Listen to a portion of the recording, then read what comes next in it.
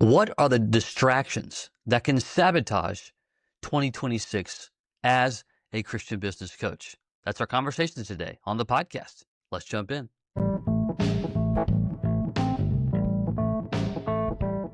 BJ O'Neill here with the Business Coaching Success Podcast. So glad you're here, where I share with you strategies, tools, and tips to be able to grow your business coaching practice to six figures and beyond as a Christian business coach. Let's jump in. Well, welcome. Glad that you are here. Distractions. Here we are finishing out one year, and we're looking into another year. And if you're a seasoned individual, this is not new, right? However, it is that whole, turning over the whole leaf kind of thing. And we really only get one time a year to do it in this way. Now, you can always start something new, create new, agreements with yourself and so on, learn new habits. But no doubt that at the beginning of the first part of the year, why is there such why can there be such stickiness to it? Because everyone's doing it. It's a conversation everywhere.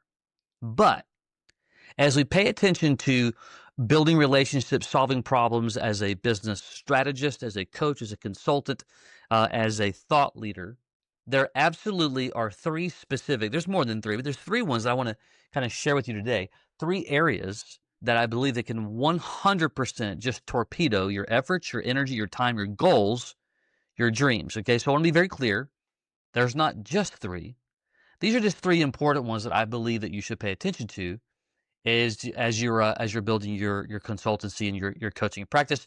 If you are watching, if you're listening to this, and you're considering utilizing coaching, working with business owners to develop their strategy, their leadership, their culture, and so on, but you don't have the resources and tools, you'd love to learn more about what we do at Business Coach Mastery, where we give you a complete and total done-for-you six-figure business coaching practice.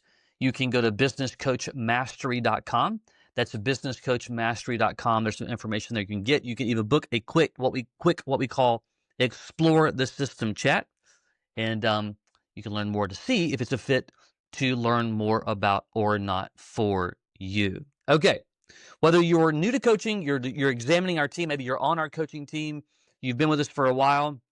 We've got coaches on our team who've been coaching now with us for more than 3 or 4 years. We've got coaches who have been with us for a few days, and some who are starting the journey at the very beginning of 2026. So if you're coaching with us for a long time, what I'm going to share with you means 100% it's for you.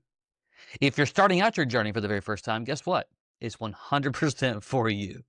So here's what I'm going to do. I'm going to share with you 3 different areas that can absolutely sabotage your efforts, your energy, your overall direction. And then I'm also going to give you 3 things that you need to have in order to find success in coaching. Yes, success means a lot of different things to a lot of different people for sure, but provision matters.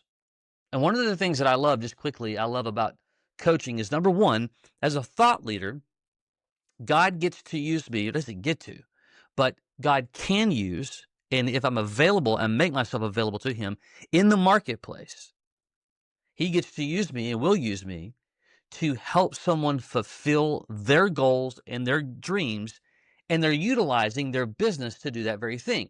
And we look at that and we're like, well, things like they're able to employ people, like that's a good thing, right? We need jobs and employment. They're able to have provision to give back to their community, to their churches, ministries, wherever they feel drawn and where they feel God calling them to give. And they get to fulfill whatever, the dreams and goals that they have on their heart, that they believe that God's placed there, or whatever the case may be. And we get to be a piece of that story. And that's one of the things that I love about strategy work. A little kind of inside baseball. If you're not a part of our coaching team, this is going to sound like, what? Wait a minute. But you're always talking about business coaching.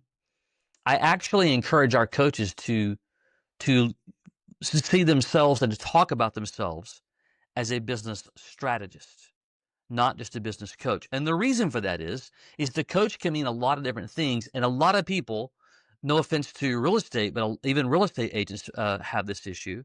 They hear the word real estate agent, they think the same thing for all real estate agents. And when business owners hear the word business coach, they think the same thing about everyone. And what we do is not just coaching. We're strategically helping businesses to be able to improve and oftentimes double and triple their profitability, to help them with their leadership, their personal leadership and their team leadership, regardless if they've got 2 employees or 200, because every coach has a different client deck. And then certainly what that looks like in developing a culture with the businesses that they work with. Again, culture means a lot of different things. Okay, 3 things that can sabotage that you got to be aware of. Number 1, you're going to hear this and you're going to think, well, that's kind of obvious. Well, after working with hundreds of coaches, I can tell you not so obvious. Is not having a plan, and more importantly, is not having a solid plan. So there's 3 things that you have to master in business coaching. Where do I get leads and clients? How do I convert those clients? Or excuse me, where do I get leads and prospects? There you go. How do I convert those leads and prospects into ongoing, high-paying monthly clients? And third, how do I coach those clients to get results with simplicity? Like, every single thing that you do as a strategist, as a coach, as a consultant will follow or fall underneath one of those 3 pillars. Okay? Period. The reality is, most coaches, they don't have a solid plan for all 3 pillars. Say it again. I'm just letting that sink in. Those 3 pillars, you have to have a solid, not just a, but a solid plan for all 3 pillars. Now, when you have one and you begin to work through it, which we're going to talk about in just a moment, it doesn't mean everything's going to be perfect. But here's how you know that you don't have a solid plan. This is kind of like the test of all tests. If you get up on a Monday and you ask yourself, okay, let me see, what should I work on today? Like, if that's kind of the idea, the thought, guess what?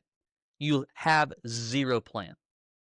Because the plan suggests that not only do I understand the 3 pillars that I have to, master, I understand the action steps and items that I'm going to work through in each one of those. And then I know each day of the week, in most scenarios, what I'm going to work through, just depending upon where I am in the business coaching journey. Again, if you've got 8 clients, your plan will look incredibly different than someone that has 1. If you have 3 clients, your plan is going to look very different than it would be for somebody who's starting out for the very first time. So there is no solid one plan fits all. There's not a one size fits all. There's similar tools. There's similar frameworks for sure.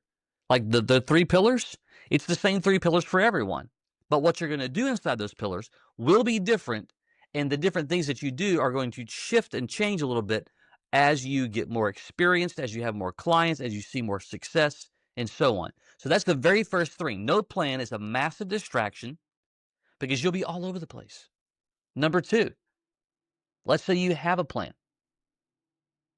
The next distraction is not following it. Period. So what that looks like is like, okay, I understand the pillars. Here's my actions steps. Like, for instance, if I'm going to, let's just say I'm starting out, for instance. I'm going to give 2 different examples. I was starting out and I'm going to use my sphere of influence or networking, for instance, as one of the strategies inside pillar number 1. Where do I get leads and prospects? If I was going to do that, and I built a full-blown plan, which in our systems and our tools, we train specifically exactly how to do these very things. Resources, tools, scripts, how-tos. We have weekly meetings around these types of things. You can hear what others are doing and so on. So if you're on our coaching team, you're not joining those calls and hearing how others are having success or they're working through challenges, I encourage you to jump on those calls. But you have this plan, and you're like, all right, here we go. And then we wake up on Monday and we completely divert and do something totally different. And we do that something different because, well, I saw this one person on TikTok, or even like in our coaching community. Well, I was on one of the calls and I saw this person do it this way, and I thought, but you've not even done what we've agreed to do over here, or what you've agreed to do with yourself. And so when you jump around, I call it the term that I use for it is, well, I just my mind went blank. What is the term that I use for it? I promise I have one. It's not a joke. I really do have one all the time, and it's gonna come to me in just a second. I'm gonna move on if I can't think about it here in the next about 10 seconds or less. Dabble. There it is. I told you I had one. That's what you dabble. So when you do a little bit over here, okay, I'm gonna get back over to my plan. Oh, nope, I'm gonna adjust over here. Well, when you dabble, you're gonna get dabble-like results. And we see it all the time. Just recently, in our community, our coaching community, we had an award ceremony for the end of the year for 2025, and we had a number of people to just share quick little tidbits, testimonials of their year, and folks were crushing it. I'm talking about earning 200,000, 300,000 to between 40 and 50 grand a month in coaching fees and so on. And sure, yes, a huge part of what we do is impacting other people's, helping them have the provision to pay people well, keep them longer, again, give back well, where there is no margin, there is no mission, all that stuff. But one of the values of getting into coaching, into consulting is having flexibility, and you get to choose what you earn. So here you have all these people who are like, kind of given their, how well the year went for them. And then you had others going, how? How did you do that? And I can tell you right now, they had a plan and they stuck to it. And most of their plans, get ready for this, buckle your seatbelts. My dad was a preacher. He used to say it all the time when he was going to say something that he thought was going to be, very profound. But buckle your seatbelts. You ready? Most of what those coaches did were foundational, simple, some would even call boring principles. Now, I'm not saying boring like business coaching should be boring. That's not what I mean. But oftentimes we skip over foundational plans because we think in this new world of AI and digital, whatever, that everything's got to be different and new. Certainly nothing wrong with new and new tools, but at the end of the day, oftentimes the most successful are the ones who built a solid plan with solid foundational tools that were simple and they've been around forever. Now, some of the tools we use might be different, but going out and doing the thing to interact and build relationships, oftentimes it's the same. So there's two things: no plan, not sticking to the plan. The third one, or not following it, is not sticking with something long enough. And so the distraction is when you don't stick with something long enough, you just start something new. So think about, if you ever rode a motorcycle before, and when we were kids, we had dirt bikes and we had go-karts and all kinds of motorized vehicles. And, you'd crank that motorcycle, and sometimes you'd put the clutch in and crank it down, and it would, and do it again. And then finally, the third, fourth, and it'd start. Well, when you're starting something over all the time, and you're doing something over constantly, it's like starting you're having to put so much energy. And if you know anything about motors, like when you're starting a vehicle, a motorcycle, whatever, that takes a significant amount of fuel to fuel the engine, to spark it, to start.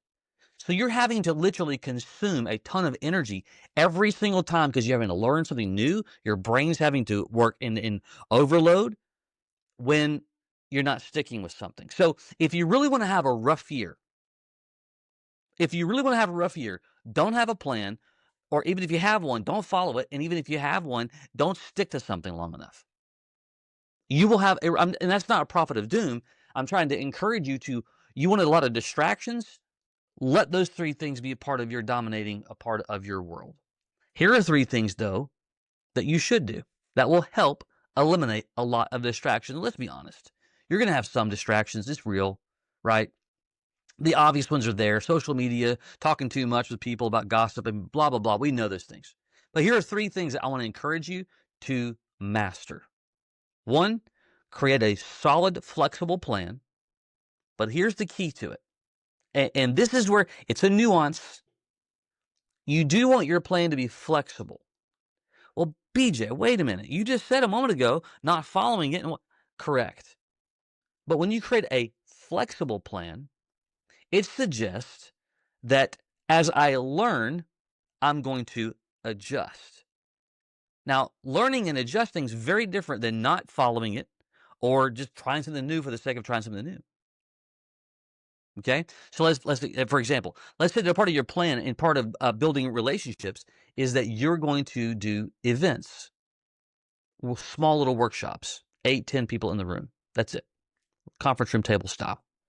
Again, we train you how to do those things. We give you resources, the tools, workbooks, the slide deck, the whole thing. We've got it all done for you. Well, number one, if you just do one event, you might as well not do any. It's not enough. You have to have repetition to learn, to adjust, to get better. Because you have to be so good at two things. One, three things: getting people in the room, presenting to those people in the room, and following up with the people in the room. And if you falter on any one of those on just one event, it likely is not going to go, or you won't have a result of getting clients from it. But if you were to plan 4, 5, 6, 7 of those over a period of time, you get better and you adjust. What worked this time? Oh, that worked. What didn't work? That didn't work at all. I'm not going to do it anymore. I should adjust this. And all of a sudden, by your fourth or your fifth, you're killing it. But you can't kill it when you don't stick to it long enough. So you want to create a complete plan that's flexible. It just means that I'm not going to feel guilty for making some changes. Again, change and adjusting. Be careful. We want to adjust it, not just change it. Number two, learn to master all elements of coaching and consulting. What does that suggest? Mastering should be a lifelong learning. Mastering should be lifelong learning. In other words, I never arrive. Even the best of the best of the best constantly learn, improve, adjust, and implement. And have a heart not to just do it, but to master it. And the third, discipline. You should have a heart and a desire and pray that God would help you with the word discipline in your life, your personal life, your professional life. It trumps motivation. It trumps everything. Here's a good example. Now, there's a lot of people who do like to exercise and run, but the majority don't. So let's just say that, it's 5 o'clock in the morning. You need to go exercise, whatever that word means for you. But you're like, you know what? I just don't want to. But you should have the willpower. No, you should have discipline. Discipline suggests I really prefer not to do this, but I do want the outcome from doing it. And discipline is getting up and doing it because of the outcomes. It trumps willpower and it trumps motivation every single time. Yes, motivation is good. Yes, willpower is good, but there's just nothing better than discipline because discipline is the bedrock of mastery. There you go. There's 3 things to really pay attention to that can be massive distractions. There's 3 things that you want to crush it in 26. Work on those 3, and you will be a long way from where you are today. I don't care if you've got 8 clients already or you're just starting out. You master those things, you are on your way to being absolutely incredible. And the cool thing is God can use you in absolutely amazing ways, but we're kind of running around in circles sometimes. We got to stop doing that and create a solid plan that we can be focused on and be disciplined at and getting better and better and better for His kingdom, His glory. I call it marketplace ministry at the end of the day for many reasons, okay? Hope that means something to you. I hope that adds value to you. Until next time, take care.